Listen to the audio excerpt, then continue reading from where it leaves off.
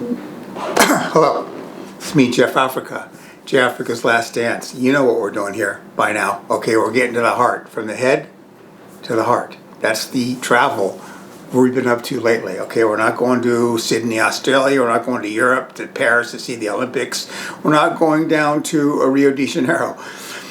We're going to the heart. Okay, that's where we're traveling. Well, the rest can wait. We'll do that later. All right, so good. That's what is happening here.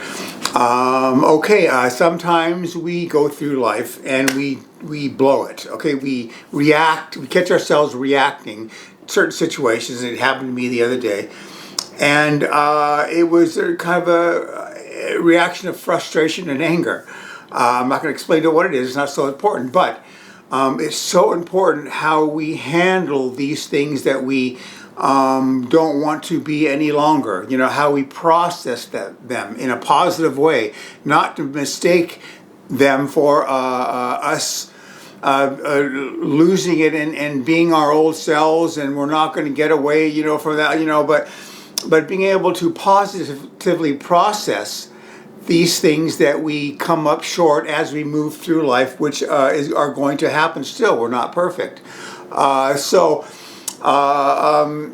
it's as important that we process these things that happen correctly. It's as important as if we didn't make the mistake in the first place. In other words, there's a lot of things we learn from a mistake or from an old pattern that pops up through frustration. And we're not the beaming of love and joy to all that we see, all that we have around us that we really want to be. And when that happens, how we process that mistake is so very important. Okay, as important as if it's as important as if we didn't make the mistake in the first place. Okay, so we're all learning in this way of ours, and we fall short sometimes. But how we process the things we fall short is extremely important, because we are still going to fall short. Here are a couple of sayings.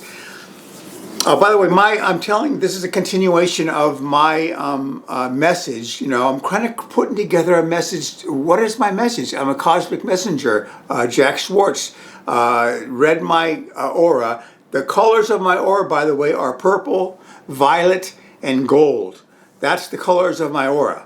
He said, Jeff, you have purple, you have violet. And those are strong, really noble colors. And I am pretty happy with that arrangement, because this is a strong arrangement, violet especially. That's is where he came up with telling me, look, you're a cosmic messenger, my friend. So I'm in the middle of kind of trying to figure out what is my message. I never really sat down and thought about that wholly and completely, what my message is to the whole humanity. I was busy reading a lot of stuff because I didn't really think, what do I have really, But apparently that's true. I have something. Here, these two sayings: grasp the feeling of expansiveness in expression. Grasp the feeling of expansiveness in expression. Okay, that's a beautiful sentence. We all know what contraction feels like. We all know and are going to learn further and further as we get to the heart what expansiveness feels like.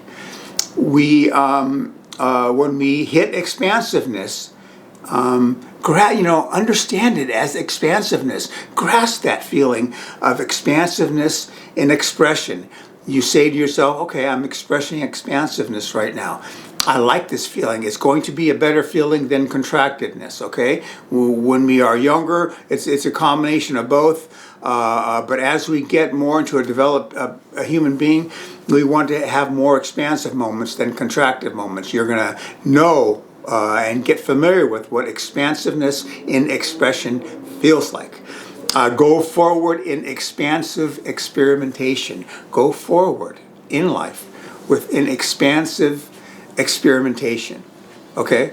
I'm not going to say anything else. Go forward in expansive experimentation, okay? As we move from life as death, which is what my life was for so long, as we get out of that and go into life as life and love. We go forward in expansive experimentation. All right, see? As you get used to those phrases and apply them in your head. Think these things as we go through life. This one is entitled Right This Way to the Inner Kingdom. The kingdom of heaven within. Jesus spoke of the kingdom of heaven within 2024 years ago. Okay? Now, who in Christendom, all of Christendom, has done that?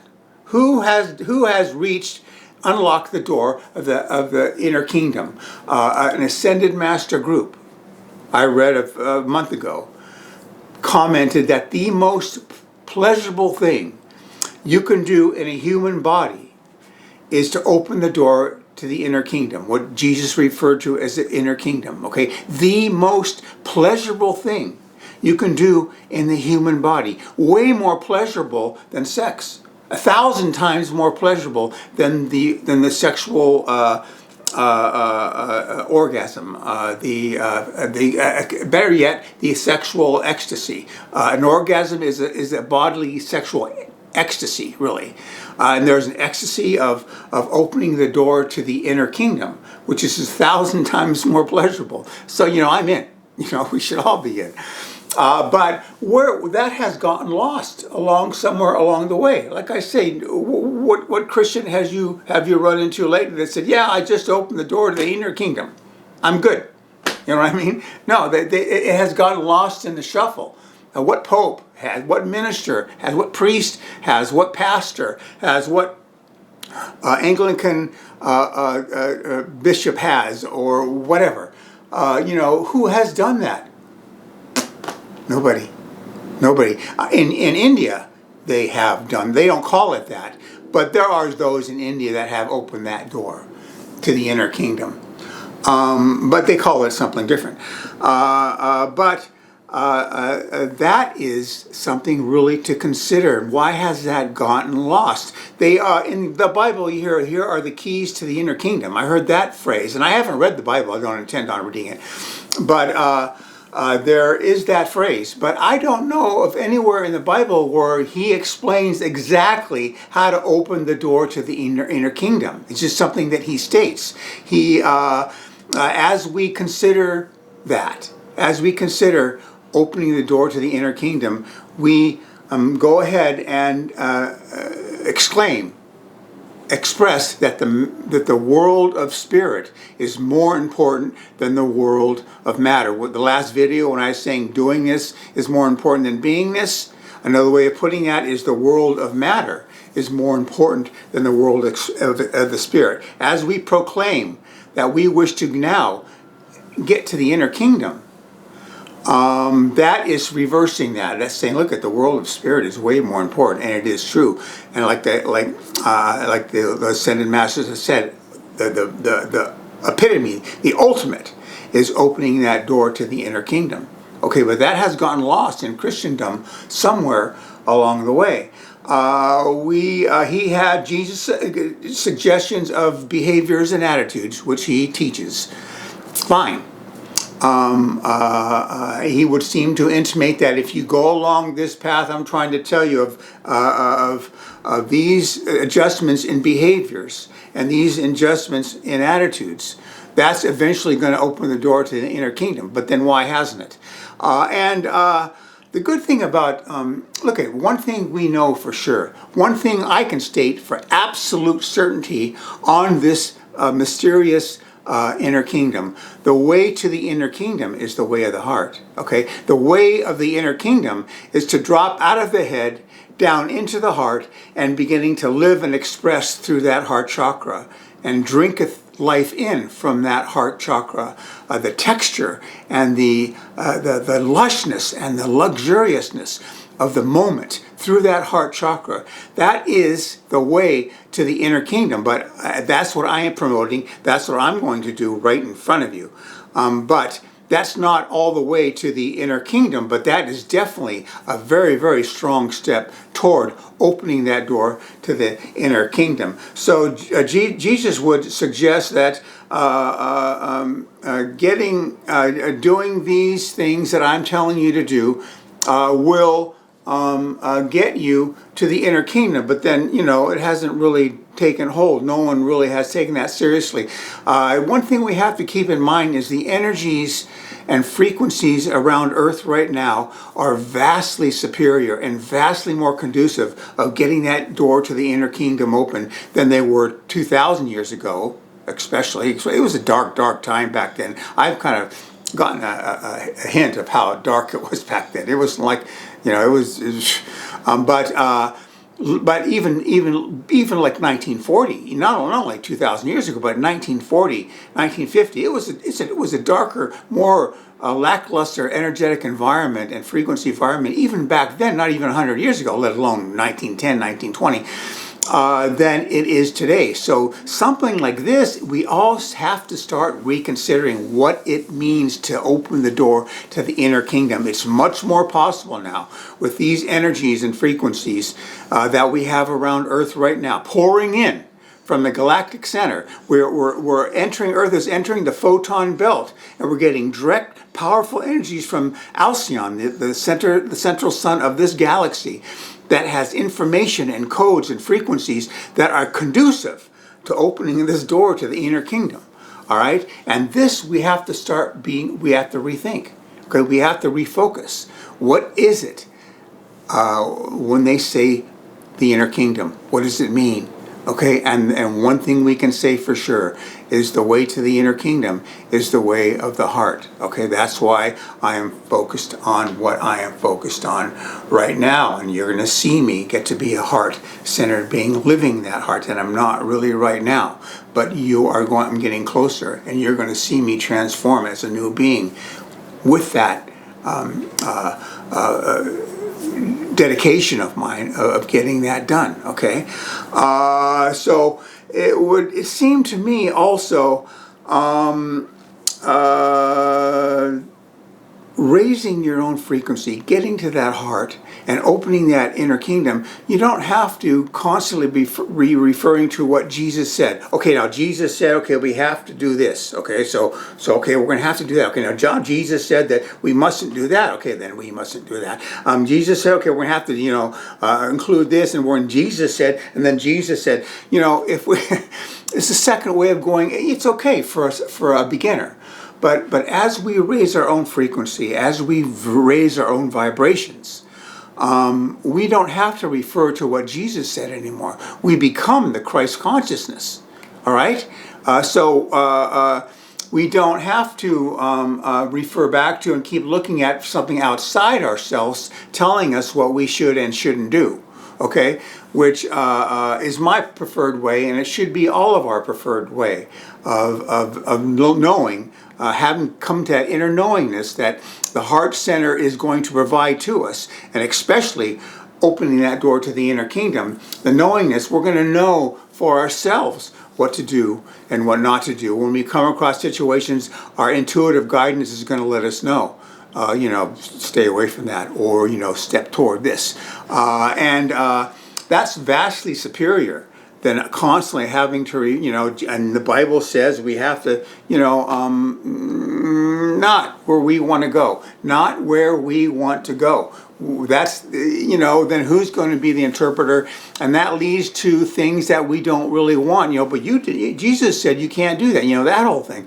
And so we're going to get to the point of inner life where we know ourselves what we want to do and what not to do. And we don't need to refer to someone telling us, this is what you should do, this is what you shouldn't do. You see? I'm sure you see that.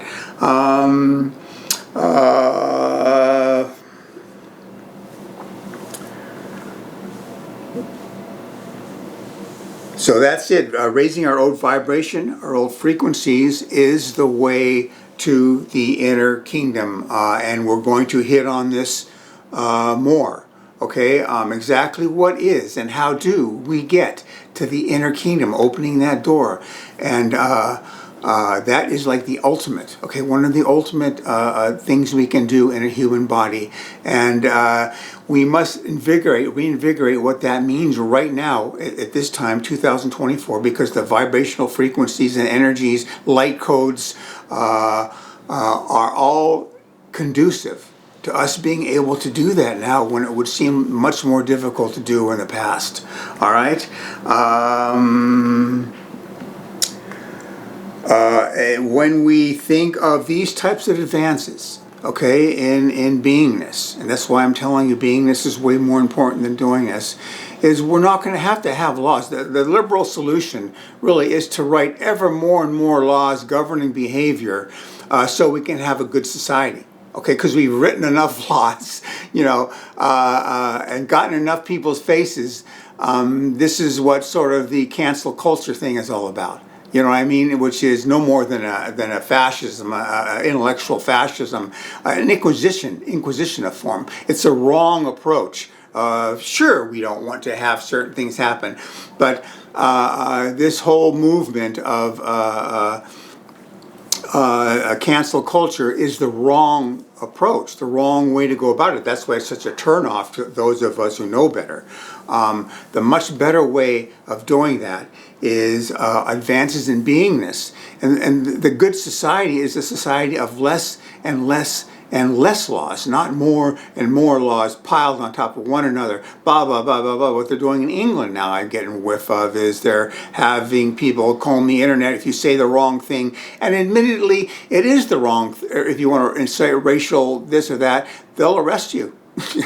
Which is, what the hell? You know what I mean? And then who's decide, where's that line going to be crossed? Now that's a form of stupidity, and leave it to the English to be that stupid. You know what I mean? But that's an intention that leads to a road to hell. All right? It's just a bad way to go about business. We all have to understand that as we turn toward beingness, and to make that more important than doing this, we have we'll have these things where we have less governmental laws. We don't even need government at some point, because we're going to know, and regulations and all that stuff, we're going to know in an inner way what is to be done and what not to be done, okay? That's why it's so important for advances in beingness. You ever see birds all together, all flying in the same unison, taking turns? You know how they do it, and the fish do it the same way. Birds do it in the air, fishes do it in the water, and we sit there and watch the miraculousness of that happening. How do they know? How do they know exactly? They're all in tune with one another, making all those sharp cuts all at the same time. That's actually exactly what the future of humanity is going to be. We're all going to be on the same page. We're all going to be tuned into the same frequencies, and we're all going to be tuned into the same wisdoms. And it's going to be obvious in most cases what the next movement we should make is. And that's what's missing in this 3D reality. We're all just kind of flying off the handle, doing all these things that may or may not be particularly good for the whole. Okay, but that's going to change when we plug into our hearts and plug in things like the inner kingdom. We're all going to be on the same page, and watching those fish or those birds fly in unison, that's exactly what the future of humanity is going to be. You're watching the roadmap. When you watch those birds or those fish, you're watching the roadmap of future humanity endeavor. Okay? With, at the same time, and this is an odd conundrum, maximum personal freedom. Okay, there's also going to be maximum personal freedom along with that unison, that unity of motion and action. See? So I want to keep this short, so that's going to be it. So that's my next message. We have to start thinking seriously about what is opening the door to the inner kingdom. Right this way to the inner kingdom. What does that really mean, and how do we get there? Okay, I'm going to help you, and I'm telling you the first step where you have to all understand that the door, the way to the inner kingdom is through the heart. You got that? Okay, let's end that right there. That's very good. Okay, bringing back the funny thought of the day. I think we finally got it back under control. I think some of my jokes were turning people off. But here's my joke of the day. Okay, they have this inverted cone of consciousness advancement. Okay, it goes like that: shame, guilt, anger, anxiety, all the way up to compassion and empathy and reason and love, and cosmic consciousness is right on the top. Okay, that's the inverted cone. We've seen that. Most of us seen it, that inverted cone.